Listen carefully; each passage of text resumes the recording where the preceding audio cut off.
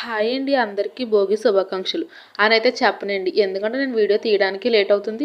ఈ వీడియో మీ దాకా రావడానికి ఇంకా లేట్ అవుతుంది. అందుకే అందరికీ ముందుగా సంక్రాంతి శుభాకాంక్షలు అయితే చెప్తాను. మేము భోగి పండుగ ఎలా చేసుకున్నాం ఈ రోజు విశేషాలు అయితే తెలుసుకుందాం. పొద్దున్నే అయితే భోగి మంట అయితే వేసామండి. నేను అయితే చిన్నపిల్లలు అనుకుంటున్నాడో ఏమనుకుంటున్నాడో తెలియదు కానీ మా అన్నయ్య అయితే నాతో భోగి మంట అయితే వేయించాడండి, చేయి పట్టుకుని మరి.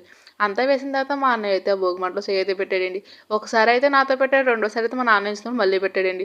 మా అన్నయ్య చెయ్యి అయితే కాలేదండి, నా కంటికైతే మా అన్నయ్య షిరిడి సాయిబాబాలా కనిపిస్తున్నాడండి.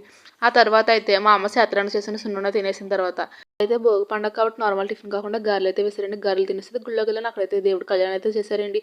మధ్యలో స్నాక్స్గా ఖర్జూరము, జీడిపప్పు ఫ్రై అయితే ఇచ్చారండి. అవి తినేసిన తర్వాత గుళ్ళో ప్రసాదం అయితే చక్కెర పొంగలి సిరన్నం అయితే పెట్టారండి. ఇంటికి వచ్చిన తర్వాత పప్పు సాంబార్ అయితే భోగికి తినాలంట కదండి, అందుకే వండారండి. గుళ్ళో అయితే ఇంకోండి తాళ్ళు అయితే ఇచ్చారు, జీలకర్ర బెల్లం కూడా తినమన్నారండి. అది తినేసిన తర్వాత ఇంకోండి ఈవినింగ్ లంచ్ అయితే చేశాను. Today complete.